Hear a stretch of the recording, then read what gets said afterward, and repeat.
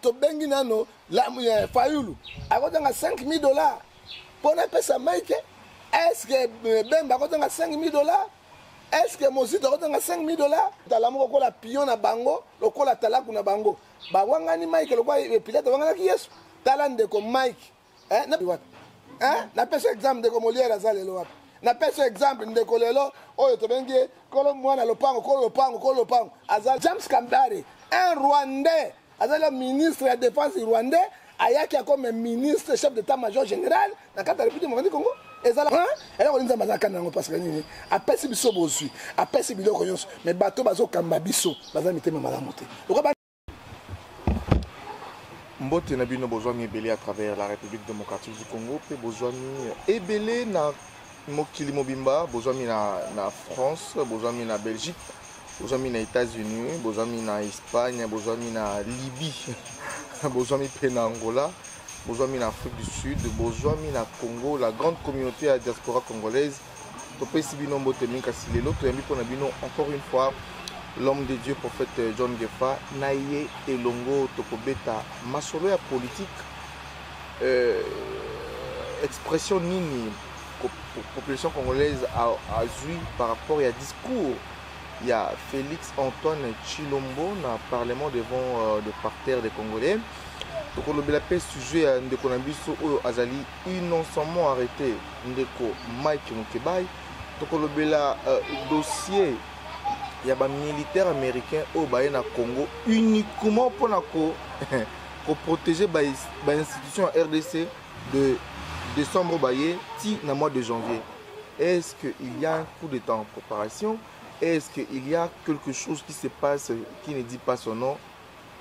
Est-ce que Félix Zonga livré Kabila? Là, on ne sait pas, mais on a invité Nanga moi horizon politique pour comprendre le méandre où ils ont la kenombo ils ont toujours n'a pas si na boson teke torbet appelle selon on botali passage à Martin Fayulu na TV5 où une fois encore Martin Fayulu a affirmé que non il y a ingérence extérieure beaucoup plus il y a Rwanda aux yeux à citer qu'il y a de militaires infiltration armée rwandaise ougandaise na Congo c'est déjà un message fort j'allais dire pour na kosenga na bino boza toujours coacher na kosenga ba ko s'abonner massivement na Julio Mutoto TV où ils allaient déjà chaîne aux opérations bino information na temps record na kosenga déjà na ado ayeba ko fongola champ l'homme de Dieu bonjour bonjour ndeko kolo apambola yo ndingo ye beaucoup masanto bezonge pana yo mais toko banda o était sans le sambo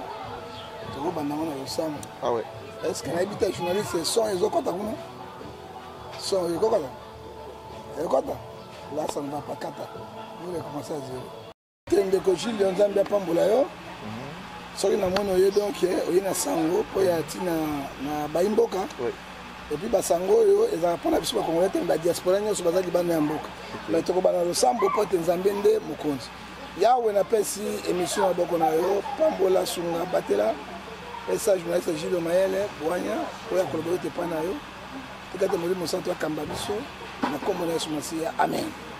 Amen, papa, tu fongoli émission.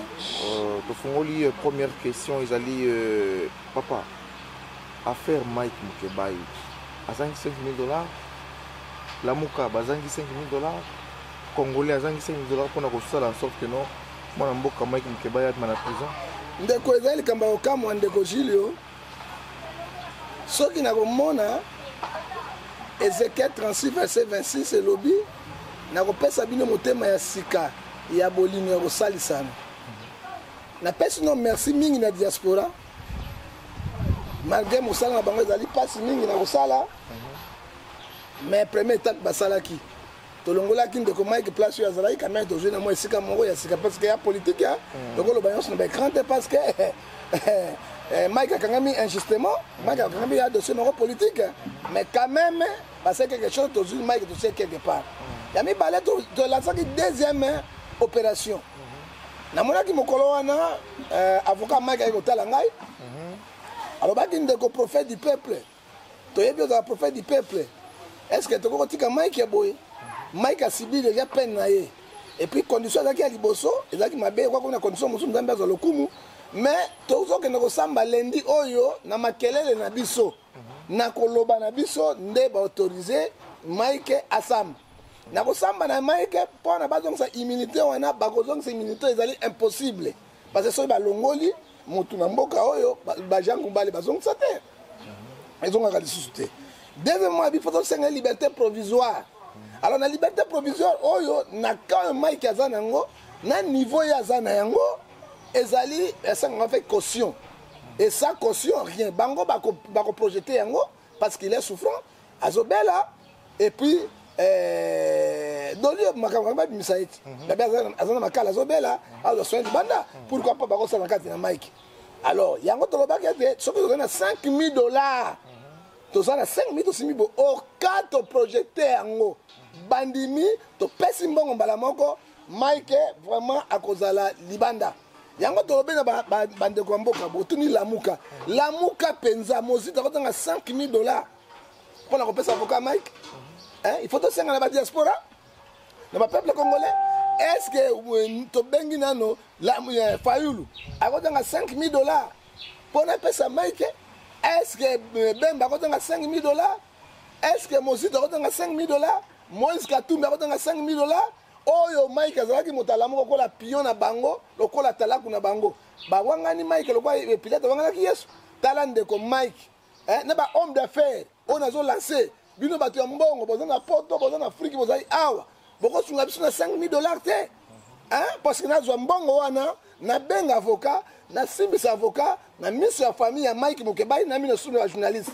Alors lundi oyo Mike azalaki no samba parce que toute la première fois c'est la carte nango wapi bolingo ya solo na carte na Congo oyo nzambe azoyebisa biso na mokanda na 1 Corinthiens chapitre 13 verset 1 à 4 bolingo ya solo emonanaka na misala ndeko Mike nazoyebisa sikoyo ezali sikoyo akosamba lendi mais azali na mbongo te soki bandeko ya plateforme na politique babwakisi wapi bacollègue na ye babaki bamapase bazali wapi ba journaliste wakabiso ba journaliste nga ondima journaliste ndeko bino ba Julio na ondima ba journaliste ko balendele ba mosusu sont des profiteurs bon lançaki bango ba kosi bino ba côté na pouvoir bozoka bango lisusu eza ba ndenge moko pe Julio lelo na Julio so ba côté comme député Julio pas bosali peuple congolais mais on te ngai te Julio na moto vérité on commence na peuple congolais na ko pesa exemple ndeko Basile lelo azali wapi na pesa exemple ndeko Molière azali lelo wapi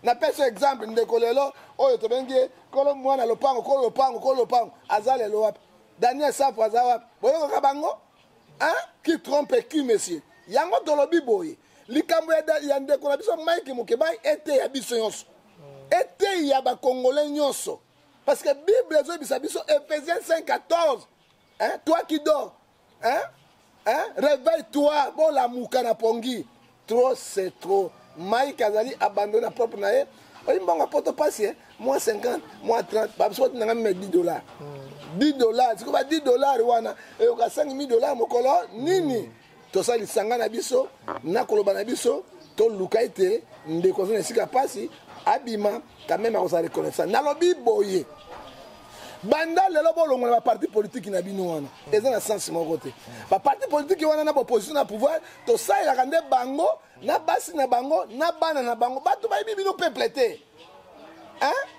bato bayibi bino peuple te tal exemple ya Mike oyo abundelaki mboka tal exemple ya Frank Jongo oyo l'état moyini asukaki wapi tolongwa tosala parti politique na biso nyonso bacongolais ezali République démocratique du Congo et président parti politique na biso ezali ni peuple congolais abuo bien alors soki botika na basentiment na bisika wana talo basali Mike mais yo ndindi ya pamba bakosala nini ofunda ndindi suka na kombo le fond ya ndindi suka na kombo tozwi deuxième point où ezali beaucoup plus papa ils ont une rumeur mon côté ils ont rumeur c'est vrai cette information que il y a eu diaspora le bas qu'il y a 1000 militaires américains dans le aéroport en Anjili et certains de nos confrères et journalistes va commis que non il y a 80 militaires américains qui quittent l'aéroport en Anjili Tommy Tuna nakotanga moi un avion de transport dans un magazine je crois Congo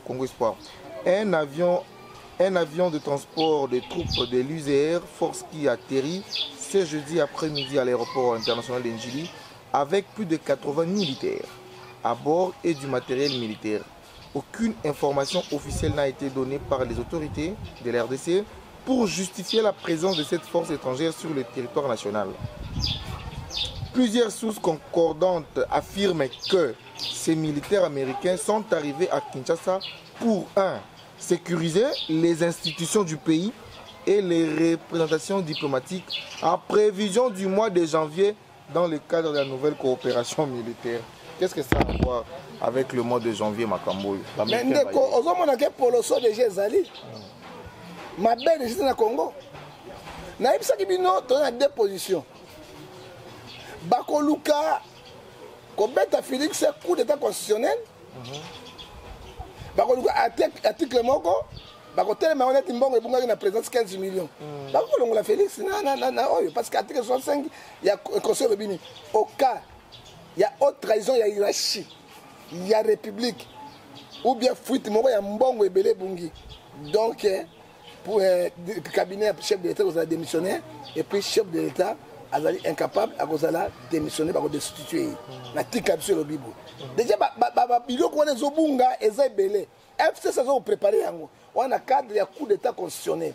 Vous avez 2 chambres. Vous allez convoquer, vous lancer motion, et si vous avez sur la cour constitutionnelle. Il y a un cours constitutionnel, pour ça que le président privilège. Donc, vous allez arrêter la bango, vous disqualifier, vous dissoudre. Donc, parce que l'autre compagnie, 2 chambres, si mamie n'a pas FCC. Parlement,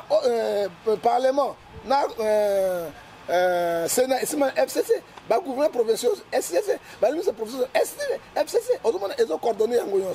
Ceux qui vont rater le coup d'état constitutionnel, ceux qui vont rater Yango, parce que le juge a coup d'état constitutionnel, il va être Kabila. Est-ce que c'est ce qui va changer Bango? Non. Ceux qui vont rater Yango, va préparer le coup d'état militaire. Le pays est mal dirigé, le pays, le chef de l'État, il est incapable de diriger le pays, bistomoni armé, et ça les mecs qui na Soudan. Et ça les Algérie. Yango moni alors qu'on a américain, bayebeli yango, et ça est 12 janvier, fin janvier, dans décembre, coup d'état constitutionnel au Salim. Et coup d'état militaire, coup d'état, ils ont préparé une balle. Le coup constitutionnel, sali yango na noté, alors préparer coup d'état militaire. Pendant coup d'état militaire, déjà, il détruira toutes les institutions de la République. Et quoi, ça revient sur 0. À 0 dans la transition. Alors, on va timbeli yango américain, na ba coopération yango batindi 80 militaires, on va ranger l'américain. Pour 4, on va la Kisas. 4 pamba, on va la Kisas. Mais 80, tant qu'il y a non, pour sécuriser l'institution de la République. Pourquoi sécuriser l'institution de la République? Peuple était, mais l'institution de la République pour un coup d'État. Et puis, il y a mis balai pour protéger l'ambassade de Bango. Na banni diplomatique. Pourquoi pas peuple quand l'ambassade de Bango? Ce que moi, je suis à Tondinzungu, le bas était l'Ifobo à mener les gens. Est-ce que, tout que nous avons anglais, bazoya pour que Kanga Kabila ou bien bazoya parce que bazo il y a probabilité que bon est-ce que bazoya pour que Kanga Kabila ou bien bazoya pour que Neba va connaître de Félix? J'agis devant Dieu, devant les anges de l'Internet, devant la République du Congo. Mokolo moko te Tshisekedi a livré Kabila. Je jure devant Dieu, devant le peuple congolais. Mokolo moko te Félix a livré Kabila. Barwandais, général Katumba, azobunda na mitiembo, pas na Barwandais, na Bugandais. Ndenge ni gouvernement place abengisi Barwandais, Bagandais, Bakota pour babundisa bango problème. C'est ça suspect. Or que le Parlement il faut adopter yango. Et là que caméra longwa qui liboso na Kabila yango wana. Kabila c'est la même situation sans Parlement, sans Sénat, abengisi Barwandais, na kora Kagame, bakoti ba massacrer peuple. Caméra loba ndeko banda ya caméra kolonga na musala ngona. C'est la même chose que Félix a fait. C'est ce qu'il a fait. Tango la force étrangère de côte, l'autorisation. Ce que le Parlement est bien, c'est déjà haute trahison des institutions de la République. Parce que le Parlement est bien côté, ce n'est pas aussi génie. C'est ça. Et puis, pendant Mboka Nabiso, dans le partage au pouvoir, il y a pouvoir. Pouvoir judiciaire, les alliés, parlementaire, sénatorial, présidentiel. Tous les alliés dans l'institution et Kabwani. Non, président Kokangagnon sauté. Ils ont une tâche, président Sénat a une tâche, et président de l'Assemblée nationale a une tâche. Ils ont une force Lelo dans Congo. Ils ont une MONUSCO, ils ont une force commune. Ils ont besoin de guerre, ils ont besoin de Niembo, na Goma. Na moni ba beti maman moko masasi moi na 4 ans azomela libela maman na ye na moni ba bomi maman mosu masasi moi na moko ya 5 ans azobena maman na loboko boya kende et pesinga passe mingi quelle sorte de pays est-ce que le pays est dirigé ou pas moi na azo maman lali bandinizo kanga maman moi na si maman na loboko azobende maman tokende quel mawa quel crime contre l'humanité? Pourquoi Mokilezo tika Congo boy? Mokilezo le battait quel complot ni les Congo démocratique? Et personne qui en parle. Yango moni à partir de janvier, fin janvier, tu remontes un scénario moko na kati ya mboka. Na baki bokeba scénario sur contre ça et ko sale mao. Yango moni ba précipité pour bango ba satellite. Ba parler na bango liboso pour ba sécuriser ba institution ya république. Pourquoi on sécuriser peuple? Et puis deux, na ba code diplomatique ba bango. Ils ont fait quelque chose ezali boso. Quelque chose ezali boso tozi l'autre point ezali discours ya mwana mboka Félix Antoine Tshilombo toujours mona parce que tozana tolingi to inséper pour comprendre dans discours on a pas j'ai retenu au moins 6 points pour n'angeza quoi ba tir croisé au fati à Jobetango vers Kabila alobi que non tobo le boso ako attaquer dossier Italie double nationalité alobeli likambutali retour ya élection à 2 tours alobeli marambutali ba touché un article 220 de la constitution alobeli p élection directe à gouverneur puis à sénateur alobeli pas d'indirect comment dirais pas des élections indirectes na présidentielle pas porte-parole il y a opposition c'est-à-dire pas de porte-parole non plutôt quoi appuyer porte-parole il y a opposition mais par là qu'est-ce que nous pouvons retenir ezali bitumba ezali entre Kabila na Félix ou bien qu'est-ce que nous pouvons retenir en quelques mots avant pour chuter déjà. Monsieur le journaliste Gilles, parmi les journalistes Samayel et Yozaranakati. Tu as un discours d'un chef de l'État. C'est la première fois. Bon discours. Discours mon malam pour les gars. Il n'y a pas comme pasteur, non? Attendez, Corétien 1, Corétien 1. Corétien, Tanguy, on a toute autorité vient de Dieu. Un Corétien, on a Tanguy, toute autorité vient de Dieu. Attendez, Romain, chapitre 13. Attendez, toute autorité vient de Dieu. Vous avez un prophète. Non. Ils ont un bon discours, le chef d'État, nous sommes qui nous appellent ça. Le chef d'État a rédigé un discours, le cabinet n'a pas. Et puis, dans le cabinet, le chef de l'État, le docteur Bazali, le professeur Bazali. Le cabinet, il a fait de l'État. Bazali, licencié dans l'économie, le docteur a commis le docteur. Mais comme il a noté. Alors, tant qu'on a un discours, non, ils ont un moitié. Il y a un discours qui toque au chef de l'État, mais il y a une concrétisation de Salima. Sauf que Salima n'est pas dit, mais Namalo Babo, et Salima n'est pas dit, il a 7 mois. Pour le gouverneur, Nadinga Kiboy, c'est le malam. Gouverneur, le cola, député provincial, ils ont voté Bango, et ils ont l'autre côté. Au moins, le peuple a voté. Chaque province, sa élection va voter le gouverneur de Bango. Ils sont à côté, à quoi la population.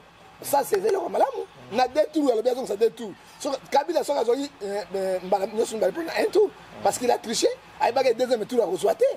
Il a eu un deuxième tour à reçoiter. Sauf qu'il n'y a pas besoin de c'est le malam. Est-ce que Salema, parce que lui ne contrôle pas le Parlement, il ne contrôle pas le Sénat. Il faut que le Sénat, si Bavanda va adopter. Est-ce que va adopter? Il n'est pas majorité parti, il est majoritaire dans le Parlement. Pour avancer rapidement, papa, tu l'endamment mouké discours à Martin, pas discours mais point de vue à Martin Fayoul, mise au point à Martin Fayoul na TV5. À l'obéli, Maïmaï qui a fait une reddition, tel groupe rebelle. Mais ce ne sont pas des groupes rebelles, ce sont des militaires, des fois rwandais, et qu'on vient injecter dans l'armée congolaise. On parle de reddition. Une première fois, Martin Fayulu a reconnaître déjà que l'armée rwandaise est injectée dans la force armée congolaise. Papa, les lobbies sont pour résister contre un féodalisme rwandais na plutôt congolais. Lelo à travers Félix Mboka est un féodal na Rwanda. Ma casse les Lelo Félix est partenaire privilégié à Kagame. Biso to lobi que non Kagame azali injecté ba milice na ba militaire na musu na kati ya FARDC pour infiltrer Mboka. Na biso na Félix na nyango za ko bamboka. Te papa soko moni Rwanda est un petit pays mais est très influent par rapport au Congo. Tu habité, ça dit où? Et bandé ouais parce que Mobutu sera là qui aïba Rwanda na Burundi na Bugande wana te. Mobutu ko te mané après ko makaso ko ba Libye. Hein, on a mbongo na makambo na bango mais bamboka mike rien. Alors ça que monique papa oyo azolo baké lelo mais même moi na muke aibike infiltration na armée congolaise ezali ba Rwanda ba Uganda aibi yango. Mais Kabila le père avec James Kambare, un Rwandais, avec le ministre de la Défense rwandais, ayaki comme ministre chef d'état-major général dans la République démocratique du Congo. Et ça là, tala biloko Kabila le père a memé la batte. Tala le Kabila le père, tala biloko a memé la batte. Et ça là, chef d'état-major général, il y a République démocratique du Congo, Kabila le père, Azoko Kamata, un Rwandais, James Kabare. Un Kadogo a tiré la tête du pays. Alors, tant que James Kabaya a gagné un Kadogo, il y a un Rwanda, Ouganda combien? Plus par les coloniaux, ils sont Rwandais, ils sont Burundais. Plus par les généraux, ils sont Rwandais. Fayulu a bien le bec, il y a un seul à l'objet, mais il y a une politique. Infiltration, bandi Kala, Banda Musée. Banda Musée, Kabila le père, Banda Musée.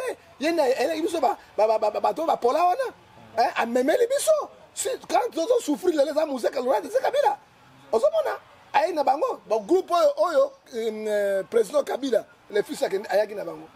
Baïriki, Banani, John Lumbi, Banani, Baïriki Lenge, tout cela. Bazali, Bakoufa, scénario Nabango, papa. Tu es Makamana Bango, Pelengenu, la Poloso, il se loue, tu es bien. Ayena Rwandais Belé, Ayena Burundais Belé. Il y a pas Tchétché, Général Maliki, Bana, Yokufu, Kombo, ce sont les étrangers. Arménie n'a gagné bitumba na mboka oyo bazana infiltration militaire. Tant que bazana au commandant militaire bazana ba ki plan sur la bande bandako na bango bazana ba turaya. Ba paré satellitaire bazo convoquer déjà kuna bosa plabo. Yango to gagner Rwanda mukolo moko te. To gagner Burundi mukolo moko te. To gagner Uganda mukolo moko te parce que batu na bango bazana au sommet. Mais okondima moto ya simbi ofida. Rugwezwa. Directeur général, il y a poumon, il y a République, il y a douane, un Rwandais. Et un Rwandais en la tête, il y a poumon, il y a République au FIDA. La tête, il y a République. Mais t'as la institution, on se bâton de pain. Hein? T'as la Sénat. T'as la Parlement. Infiltration à niveau nyons. Infiltration à la médecine, infiltration à la base, il y a pour pas dire informatrice c'est bango ba koti na hôpitaux na armée na gouvernement na sénat bazar plein complot ni niveau ça réunion au sommet de l'état oh déjà comme ramboka na bango t'as la problème ça yango tu sais qu'il a dissoudre tous les parlements parce que la privilège après une année à dissoudre yango à dissoudre babio comme tout bande à zéro. Papa Eloko, est-ce que exact parce que encore dissoudre yango mais quand dissoudre le parlement parce que azana na droit wana fa dissoudre le parlement dissoudre le sénat parce que alobi bien pour sécuriser ba institution yango wana parce que azana majoritaire te akokamambo yango ndenge loi ni nego passer so habito ça na deux tours na vote est-ce que écoleka te fait des sous triangle l'un des causes américains baye et maintenant baye wana mutu zo ban papa ta si ça va matin mutu zo ban c'est ça le problème to zo que nous avons recocité avenir nini pour mboka na biso na 2020 papa oza komona avenir comment de janvier qui février kozala et ça moi idée moko par rapport à 6 mois ezoya il y a 2020. Jusqu'alors, à venir mon résultat. Au moment que bateau, on passe, et fait $. Et dollars est commis à 175. 175. Ça démontre que tu as Fatih Béton, non? Fatih Béton, oui. Mais Fatih Baby Lemba. Parce que si on a dit Béton, il faut qu'il $, 17 à 11 000. Papa, ça béton, ça dit discours qui tourne, discours bien marqué. Na lobby discours, monsieur, discours, président, c'est un monde, discours de la bien. Bakoyembe la ekaka, et bandi lelo, jale le bandi lelo. Kabila Shuna Rambo, yoka yangote. La parlement na yo ana. Kabila Shuna Rambo, yoka yangote. Mobutu a dit comprendre mon solo le la mais bata pepe ya bato MP. Mobutu ba c'est ko kuku ngbendu. Waza ba.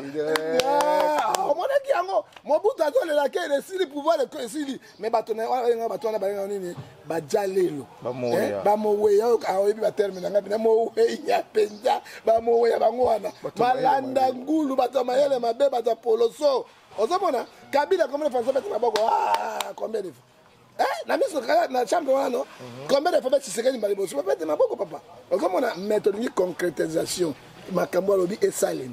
Ponanga en tant que un homme de Dieu, en tant que prophète de l'Éternel, et que c'est difficile peu kokisa. Amos 3:7. Dieu ne fait rien sans tous faire ce qu'il a serviteur. Pourquoi les Américains baillent kaka yoka de 12e mois décembre à fin janvier. Et là on est au Kawan. Or que na fin janvier Tshisekedi a dissoudre le Parlement parce que la constitution est privilégiée. Tango ya ko dissoudre yango. Est-ce que mboko za kimi? Veut dire zali mbeli oza ezu qui à gauche qui à droite. Yango mboko za yiki. C'est ça le problème. Donc on est déjà en fin émission. Papa Miko à vous. Moi fin émission na bika congolais. Bolongo na ba parti politique na bino yoso. Tout la parti politique moko. Et la République démocratique du Congo. Total intérêt au Congo. Et les pasteurs, et les professeurs, et les militaires, et les diaspora. Bana Congo total intérêt général au Congo. Congo et les gens qui sacrifié na kata mindele na bato. Congo balingi ba kata Congo. Congo est réserve moko ba ko zwa biloko moko boleya. Ba so richila kalango peuple mais c'est ce que dalobaki le pays est énormément riche mais la population est pauvre. Mais comme c'est pas riche. On doit reconnaître yango pour ce qu'on développer l'économie en mboka. On kanga ba porte wana nyoso et là ako kanga yango te parce que coalition alliance ya sali na ba démo donc so ça di kopana ndoki ba kolia yo alliance mabe jamais FCC yenda zo kamba mboka akondima jamais Tshisekedi a reçu na plan mon côté tozana logilio so ki fachi béton mais dollars comme na 17 500 so ki fachi na rabona ni yango tozana era Kabila so comme na décembre bati ministre économie azo kitsa ba chambre froide ba sauce na biloko nyonso or que bazo iba bazo kitsa la peuple tozaki na yo awa décembre yango est-ce que Tshisekedi a bougé ta foufou ata kolo ata lobby azo na moyen parce que bazo kangaye mais l'initiative n'est pas bien. Il peut faire quelque chose. Mais alliance à côté, alliance diabolique est bloquée. Hein? Par exemple, le 12e mois, le 14 le 15. Bah, tu as dit que tu as ministre de l'économie, tu as dit que tu as dit que la chambre froide, la carte comme il faut. Bah, nini. Les au contraire, tout ça comme un presse, on a bien $, et ça comme mata. Ça y est, maman Zouaki. 13 000, 14 000, les lois a commis déjà qu'on passe 20 000. 20 000 salaires matité. 20 000 au touché budget, il y a billet en bogazate. C'est comme, au moins, il y a un côté de mon boulot. Montant qui $, on est zate. Donc, Mboka Congo, quand on le bête, tu tiens à ma boko en Zambie. Tu bon de là, parce que Mboko, ils allaient sacrifier, pesant sacrifier, mais ceux qui Nzambi, Romains 8, 30, avec 6 pour nous, qui sera contre nous. Bitumboyo, Tokobundango, nanzoto te na molimo ata biso kokibango te mais nzambe akobunisa bango na kata catastrophe naturelle ozomona ndi bambula les autres ça ba catastrophe ya nzambe atikaka te quand malheureux cru l'internet écoute il dit que sa prière tata zo kende lelo est-ce que oyebi cité du fleuve Zindi oyebi yango voilà oyebi ba dégani bambula zo na Kinshasa combien de morts Makande Zindi Mbandaka Zindi Lukolele Zindi Ngombe Zindi. Vous comprenez la catastrophe naturelle ou bangesi dans la moyenne. alors on nzamba zakana ngo parce que nini apesi biso bozui apesi biloko nyonso mais bato bazo kamba biso baza mitema malamu te lokwa ba mitema malamu te faut jamais intervenir ako intervenir na ndenge ni ako tinda banjete avec des catastrophes naturelles. Un dernier mot papa to komina suka paix mbote paix bolingo tozala bomoko banda lelo moto nyonso pe perde o MS bolongwa o kashi bolongwa o nani totika la partie politique na biso moko ezali République démocratique du Congo et puis chef à parti politique na biso ezali kaka peuple congolais. Alors na sukisi lelo wana boboto bolingo ndekwa na misolo on peut être $1000 $1500 $2000 on tinda pona Mike c'est comme samba lundi oyo pour que la liberté provisoire maman ezo ya botinga mbonga mike $50 $100 mosati ni $10 ba $10 penza et kokoka $5000 mokoni tandis que tona bato ya mbongo awo toki musique moko betaki ya jibe wana mokonzi ya province awa azo panda moins $30,000 chaka zo kabela ba jibe mpiano on va produire eloko moko na Congo te on va tapoto ba boy musique na bango on va kopateli ba na distraction mais tala molobe na bino boza na bolingo nzambe mwana na bino soki Mike asala ki mabe parce que Romains 8 Romains 10 3 lobby personne n'est juste devant Dieu bolimbisa quand même à père de la famille yango to pesi mbote numéro na ngai po ngozwa ngai WhatsApp imo Viber oko pesa biso na numéro na 00243 89 610 49 41 oko zwa ngai numéro mosusu 00243 89 81 877 26 78 pe oko zwa numéro mosusu 00243 99 99 32 937 pona mbote na pesi mama na ngai bato ndoko edoxy na kati na Genève o l'équipe science na kitoko maman moitié ya papa ngefa na pesi susu mbote na grand-père oyo grand sapeur grand muta l'équipe bogara mibali nyonso mokili papa ngefa na benga ngefa obeti bebi hotel na ngefa mokola Barcelone bien ba Barcelone kabi kwa baba musala mukaba bune na ngefa soki bukula bima bune ngefa te on l'a bien monter na ngefa te na kata Genève ko la pambola yo to pesi mbote le susu na kata Eric Lele boss de boss house Lele mutema malamu continuer balinga Congo ndengo lingaka te ozali patriote ya solo to abenga njoko yonde pe to pesi mbote na B52 oyo to lobi na ye mami bomolo bolumbu grand prêtre maire na kati ya Anvers na Belgique kolo apambola pe na ba diaspora nyonso mitema malamu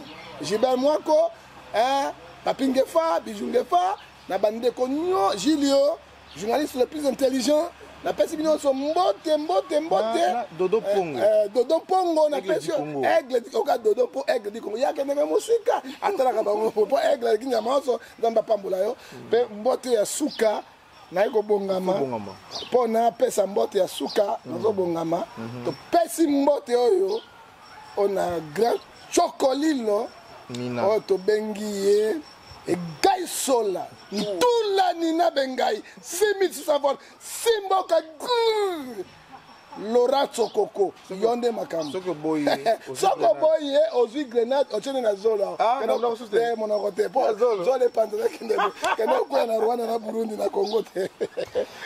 Merci beaucoup de communiquer sur l'émission. Vous allez Kébélé, qu'on a besoin de s'abonner massivement à Julio Mutoto TV. Et l'autre blague nous va siéger beaucoup plus moi politique hein? Mais lundi non mardi tu vas sur le point de moi tout fond la moi horizon par rapport à la réalité même aussi religieuse par rapport à la fin de l'année bah retraite ils ont déjà bientôt là bah veille ils ont bientôt là au lieu qu'on a pasteur que non pasteur le baki que non au monde année que c'est le 5 monde le roman bon ce que mon yangote autant bola qui bien ah il nous faut maintenant merci beaucoup papa rendez-vous les mardi tu vas ensemble là yo merci na Ado le plus grand caméraman Azo Simba même à tourner à filmer à peine à filmer Yesu ya Marie à filmer ba catholique ah ya catholique pas à la wana na pesi merci na bandeko nyonso ndeko Dodo Pongo et du Congo na pesi mbote na ba na Dodi Radi hein Dodi Radi na Londres na pesi mbote na ser na ngabo na Mike Mukubai il faut le bilango na bato non so mitema malamu maman Nana, Marc Mkeba, il faut moi et ça la manger. Dodi Eradi na Londres. Pamela Eradi aussi. Laurence Sokoko Ndengolo. Tout là. Maria Eradi aussi. La grande famille Eradi. Topesi non merci. Bah on y soba chaka biso po boson rabiso nzamba. Là c'est nanou hein, maman motema malamu. Ah oui. Pour la construction Équateur. Ah oui. Kolo liboso toujours appuyer ngo sima kama Mike Sidi. To koti makamwana penda na bozino na Julio et puis na journée séance parce que to mise en charge biso moko. Mozé Lola de Kabela ba prendre en charge. To go en charge parce que mboka yazali ya mopotu oyo to bengi ya mokbolea pe mboko yazali nde ya